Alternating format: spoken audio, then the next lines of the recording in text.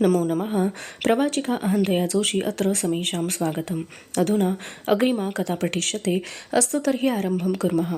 मी परत हस्तिनापुराकडे चालले होते. 18 वर्षांनी आले होते. त्याच वाटेने तितक्याच भीतीग्रस्त मनस्थितीत. या मार्गावरले मोठमोठे वृक्ष तसेच आहेत. देवळाचे कळस पूर्वीसारखे सकाळच्या सोनेरी उन्हात चमकत आहेत. रात्रीच्या कुशीत खेडोपाडी मागच्यासारखीच शांतपणे झोपी जात आहेत. या 18 वर्षात काहीही बदलले नाही. पण शर्मिष्ठा मात्र ती 18 वर्षांपूर्वीची शर्मिष्ठा मीच आहे. छे, ही शर्मिष्ठा अगदी निराळी आहे. ती शर्मिष्ठा आई असली तरी पत्नी होती, प्रणयिनी होती. आज तिच्यातली आई तेवढी जिवंत राहिली होती. माझा पुरू सुरक्षित असेल ना, या एका प्रश्नाशिवाय तिला दुसरे काही सुचत नाही. शुक्राचार्यांच्या उग्र तपश्चर्येने काळजीत पडलेल्या कच, यती, अंगिरस वगैरे ऋषीमुनींना वाटणारी भीती माझ्या मनाला स्पर्शसुद्धा करीत नाही. एकाच भयाने माझे मन व्याकुळ झाले आहे. पुरू कुठे असेल? तो विजय यदूबरोबर हस्तिनापुराला जाईल काय? तो तिथे गेला तर देवयानी त्याला ओळखील काय? त्याच्या आणि महाराजांच्या चेहऱ्यात पुष्कळ साम्य आहे. देवयानीने त्याला ओळखले तर माझ्याबरोबर संरक्षक आहेतच, पण त्यांच्याशिवाय ही अलकाही आहे. पुरूवर या सोनेरी केसांच्या पोरीचे प्रेम बसले आहे. ते कधी बोलून दाखवित नाही ती, पण उमलणारी फुले लपवून ठेवली तर ती सुवासावरून ओळखता येतातच ना. या पोरीने माझ्याबरोबर येण्याचा हट्ट धरला. पुरूचे मन वळवण्याच्या कामी हिचा उपयोग होईल असे मलाही वाटले, म्हणून मी तिला बरोबर घेतली. पण ही धीट पोरगी एका बाजूला जाऊन कातरवेळी डोळे पुसू लागली म्हणजे मला बडबडून येते. मग मध्यरात्र उलटली तरी डोळ्याला डोळा लागत नाही. गेल्या 18 वर्षातल्या साऱ्या आठवणी सजीव होऊन मनाच्या रंगमंचावर क्रमाक्रमाने येऊ लागतात, अगदी त्या भयंकर मध्यरात्रीपासून. त्या मध्यरात्री माधव निघून गेला. किर्र काळोखात मुसळधार पावसात मी एकटीच राहिले. एकटी? छे, माझा पुरू होता ना माझ्यापाशी, माझा ओलाचिंब झालेला पुरू. उद्या तो आजारी पडला तर? त्या उच्छृंखल पंचमहाभूतांचा मला राग आला. एक आई आपल्या कोवळ्या अर्भकाला घेऊन या निर्जन प्रदेशात एकटीच उभी आहे, एवढे सुद्धा त्यांच्या लक्षात येऊ नये.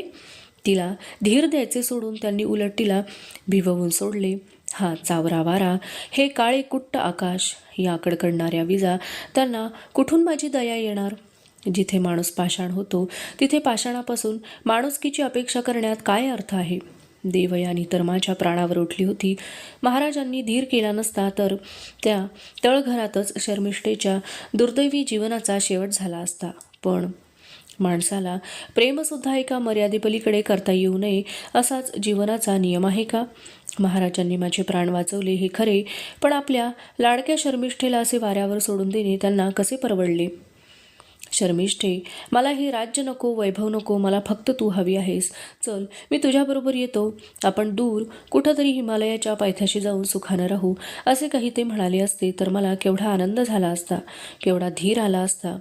मी त्यांना माझ्याबरोबर येऊ दिले नसते, पण या गोड शब्दांची शिदोरी त्यांनी मला दिली असती तरी ढगांच्या गडगडाटातून आणि विजांच्या कडकडाटातून प्रीतीची ती संजीवनी माझ्या कानात घुमत राहिली असती. पण शर्मिष्ठा तेवढी सुदैवी होती कुठे? त्या रात्री मी किती चालले, कशी चालले, पुरूला घेऊन इतके चालण्याचे बळ माझ्या अंगी कुठून आले? पिशाच्याप्रमाणे किंचाळणाऱ्या वाऱ्याला न भिता, डाकिनीप्रमाणे अंगावर धावून येणाऱ्या विजेची पर्वा न करता, आंधळ्या करून सोडणाऱ्या अंधाराला शरण न जाता रात्रभर मी कशी चालत राहिले हे माझे मलाच सांगता येत नाही. संकटकाळी माणसाचे सारे बळ जागे होऊन शत्रूंशी लढू लागते की काय कुणास ठाऊक.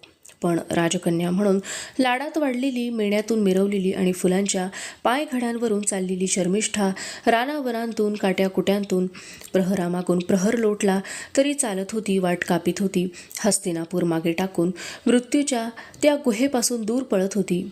ती वृषपूर्वा महाराजांची मुलगी नव्हती, ययाती महाराजांची प्रेयसी नव्हती. या जगाशी त्यावेळी तिचे फक्त एकच नाते उरले होते. ती एका बाळाची आई होती. त्या कुडकुडणाऱ्या बाळजीवाच्या मिठीने तिच्या अंगात चैतन्य संचारले होते.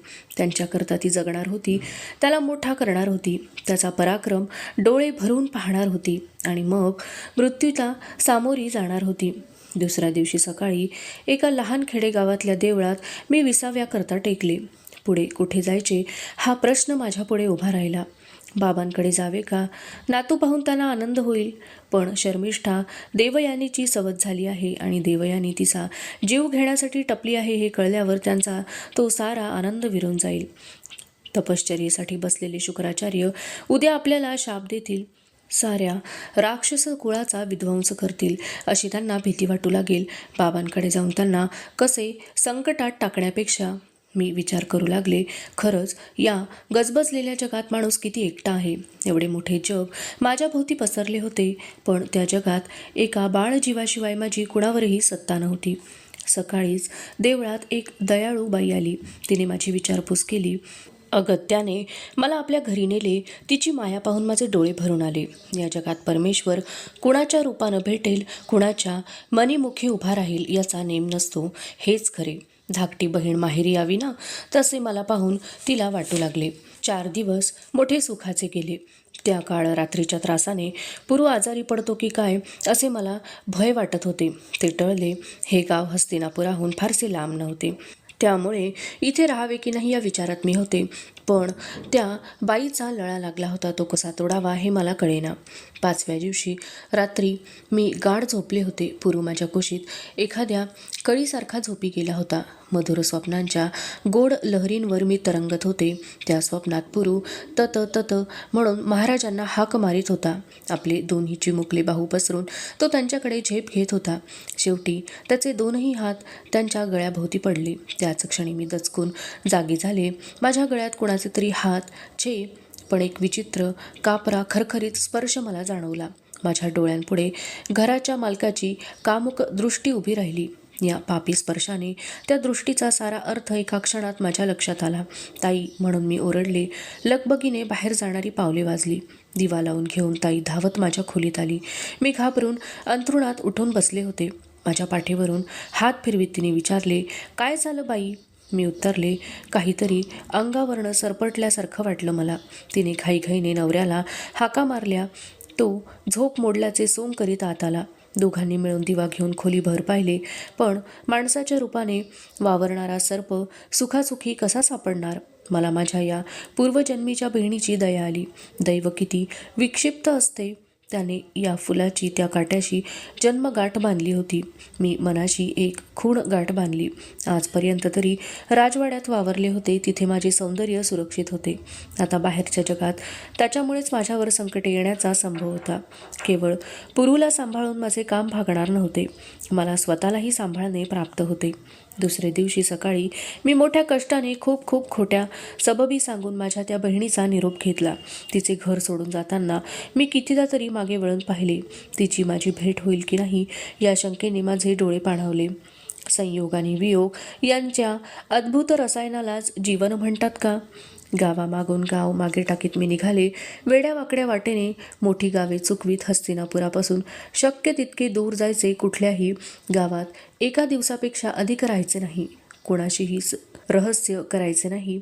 आपले खरे नाव गाव कुणालाही सांगायचे नाही. असे पावला पावलाला मी घोकीत होते. नवरा आपल्याला आणि तान्ह्या मुलाला सोडून हिमालयात गेला आहे, त्याचा शोध करण्यासाठी आपण चाललो आहोत असे कुणी अगदी खनपट्टीला बसले तरी मी सांगत असे. ते ऐकून कोणी डोळ्यात पाणी आणि कोणी माझ्या बोलण्याची कुजबुजत थट्टा करीत. प्रवासातल्या हातांनी पुरू कंटाळेल अशी भीती मला वाटत होती, पण तसे मुळीच झाले नाही. प्रत्येक नवे खेडे हे जणू त्याला नवे खेळणेच वाटे. रोज नवी घरे, नवी पाखरे, नवी फुले, नवी मुले, नवी देवळे, नवी माणसे त्याला दिसत. नवीनपणात त्याचे मन रमून जाई. हळूहळू हस्तिनापुराहून मी पुष्कळ लांब आले. चालून चालून थकले होते. तेव्हा एका खेड्यात थोडे दिवस राहावे असे मी ठरवले. एका श्रीमंत वृद्ध विधवेच्या घरी मला आश्रय मिळाला. त्या म्हातारीने, पोरी तू कोण, कुठली वगैरे सर्व मला खोदून खोदून विचारले. मी माझे ठराविक उत्तर दिले. ती मायेने उद्गारली, नक्षत्रासारखी बायको सोडून संन्यासी झाला तुझा नवरा? काय नशीब असतं एकेका माणसाचं. सारा दिवसभर ती पुन्हा पुन्हा माझ्याकडे टक लावून पाहत होती. माझ्या सौंदर्याचे हे कौतुक आहे की याच्यामागे काही काळेबेरे आहे हे मला कळेना. मन बेचैन झाले. रात्री अंथरुणावर पडले. कितीतरी वेळ झोप येईना. ती यावी म्हणून महाराजांच्या सहवासातले, अगदी त्यांच्या बाहुपाशातले सुखाचे क्षण आठवू लागले. फुलांच्या सुगंधाचा अर्क काढून तो एखाद्या बंद कुपीत ठेवावा ना, तसे हे क्षण मी जपून ठेवले होते. पण त्या गोड आठवणींनी माझे दुःख आणखी वाढले. शेवटी निद्रेनेच माझ्यावर थोडीशी दया केली. त्या अस्वस्थ झोपेतून मी दचकून जागी झाले, ती दिव्याच्या प्रकाशाने. कोणीतरी माझ्या तोंडाजवळ दिवा आणला होता. तो दिवा लगेच दूर झाला. मी किलकिल्या डोळ्यांनी पाहिले. ती म्हातारी एका तरुणाशी काहीतरी कुजबुजत होती. मी डोळे मिटून ऐकू लागले. हस्तिनापूर, दवंडी, मोठे बक्षीस असे तुटक तुटक शब्द कसेबसे माझ्या कानात शिरले.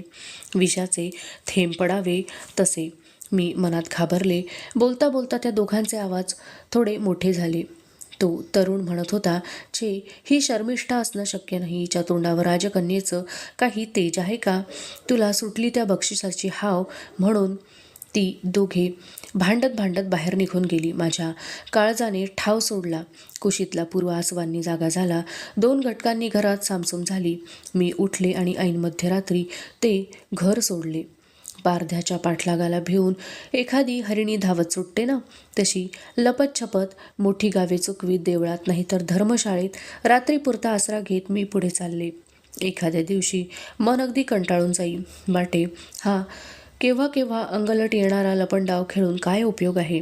आज न उद्या अशा स्थितीतच आपल्याला मरण यायचे असेल तर हे हाल भोगण्यात काय अर्थ आहे? असे परत हस्तिनापुराला जावे, देव्यानी समोर ताठ मानेने उभे राहावे आणि काय माझे डोके उडवणार आहेस ते उडीव असे म्हणावे. पण लगेच कुशीत झोपलेल्या पुरूच्या हसणाऱ्या मुद्रेकडे माझे डोळे वळत मी मनात म्हणे, देवयानीनं माझा शिरच्छेद केला तरी चालेल, पण माझ्या लाडक्याच्या एका केसाला सुद्धा धक्का लागता कामा नये. मला पुरूसाठी जगायला हवं. कितीही हाल झाले तरी तो मोठा होईपर्यंत मला जगायला हवं. तोपर्यंत हालाहालाचे समुद्र प्यायला हवेत. संकटांचे मेरुमानदार ओलांडायला हवेत. 4 दिवसांनी मी एका खेडेगावातल्या देवळापाशी आले. संध्याकाळ झाली होती म्हणून देवळाजवळच्या धर्मशाळेत राहायचे ठरवले. शेजारच्या विहिरीवरून पुरूचे हातपाय धुवून मी त्याला सभामंडपात खेळायला सोडले. तो लुटूपुटू चालत इकडे तिकडे पाहत होता. येणारे जाणारे स्त्री पुरुष मंडपातील घंटा वाजवित होते. तो घंटानाद ऐकून पुरू आपल्या गोजेरवाणे हातांनी टाळ्या पिटीत होता. पुन्हा पुन्हा ती घंटा पाहून त्याला ती वाजवण्याची लहर आली. मी खांबाआड विसावा घेत बसले होते. तो मला घंटेकडे ओढून नेऊ लागला. मी थोडी टाळाटाळ केली, पण बालहट्टापुढे आईचे काही चालत नाही. किंचित धसमुसळेपणाने मी त्याला उचलले आणि घंटेपाशी नेऊन त्याला उंच केले. खिदळत त्याने आपला चिमुकला हात घंटेकडे नेला. इतक्यात देवळासमोर एक दवंडी ऐकू येऊ लागली. दवंडी पिटणारा ओरडत होता, ऐका लोक हो, ऐका. हस्तिनापूरच्या महाराणी देवयानी देवी यांच्या राजवाड्यातून एक सुंदर दासी पळून गेली आहे. तिचं नाव शर्मिष्ठा. या शर्मिष्ठेपाशी एक लहान मूल आहे. ही दासी व्यभिचारी आहे. तिला आणि तिच्या मुलाला पकडून हस्तिनापुराला महाराणींच्या समोर हजर करणाऱ्या माणसाला मोठं बक्षीस देण्यात येईल. दवंडीचे पहिले शब्द कानी पडताच माझे पाय लटपट कापू लागले. पुरूला मी उंच धरले होते, पण तो माझ्या हातातून खाली पडतो की काय असे मला वाटू लागले. मी अधिकच घाबरले आणि मटकन खाली बसले. बालकाचे चिमुकले जग किती सुखी असते, त्याचे अज्ञान किती आनंददायक असते, या दवंडीतल्या एका शब्दाचा सुद्धा अर्थ पुरूला कळला नव्हता. त्यामुळे घंटा वाजवण्याच्या नादातच त्याचे मन गुंग होऊन गेले होते. घंटा वाजवायला मिळाली नाही तो म्हणून हातपाय आपटू लागला. मोठे भोकाड पसरले त्याने. माझ्या कानात ती दवंडी अजून घुमत होती. छातीसारखी धडधडत होती. पुरू रडत असलेला बघून एक मध्यम वयाचा गृहस्थ माझ्यापाशी आला आणि म्हणाला, पोर रडतय, त्याला जवळ घे बाई, काय म्हणतंय ते बघ. लगेच तो माझ्या मुद्रेकडे टक लावून पाहू लागला. जाळीतून सावजाकडे रोखून पाहणाऱ्या वाघासारखी त्याची दृष्टी वाटली मला. मी रडणाऱ्या पुरूला उचलून घेऊन धर्मशाळेत गेले. अंधार पडताच ती धर्मशाळा मी सोडली. त्या दवंडीने माझे मन अगदी गोंधळून गेले. बाजार, देवळे, धर्मशाळा अशा गर्दी असणाऱ्या जागी आता कधी उतरता उपयोगी नाही हे मला कळून चुकले. बक्षिसाच्या लालसेने, नुसत्या संशयाने कोण मला केव्हा पकडून देईल याचा नेम नव्हता. दवंडीतली दासी मी नव्हे असे म्हणायला काहीतरी निराळे सोंग करायला हवे. पुरूला कोणातरी मूल नसलेल्या बाईकडे ठेवले तर आपल्या सोंगाची बतावणी करणे सोपे जाईल असे मनात आले. पण या कल्पनेने माझ्या काळजाचे तुकडे केले. पुरूपासून दूर जायचे, छे, ते अगदी अशक्य होते. तेला वाचून पणती कधी प्रकाश देत राहील काय? पुरेचे डोळे हे माझे सूर्यचंद्र होते, त्याची नाजूक मिठी हे माझे संरक्षण करणारे सुदर्शन चक्र होते, त्याचे पापे कुबेराच्या भांडारालाही लाजविणारे माझे धन होते. ते झोपेत तो हसला म्हणजे मध्यरात्री अरुणोदय झाल्याचा मला आनंद होई. त्याच्यासाठीच मला आता जगायचे होते. पुरूला घेऊन तशीच मी अंधारातून निघाले. एक गोष्ट मनावर कोरून ठेवली, कुठल्याही गावात कुणाकडेही वस्ती करता उतरायचे नाही. गावाबाहेर कुठेही, प्रसंगी पडक्या देवळात, प्रसंगी कुणाच्या झोपडीत, प्रसंगी उघड्या माळावर पाठ धरणीला टेकायची. जीव जायची पाळी आली तरी हा नेम मोडायचा नाही. अवशिष्टा कथा अग्रिमे भागे पठिष्यते. अस्तु तर्हि पुनर्मिलामः. तावन् मङ्गलं भूयात् शुभं भूयात्. नमो नमः. धन्यवादः.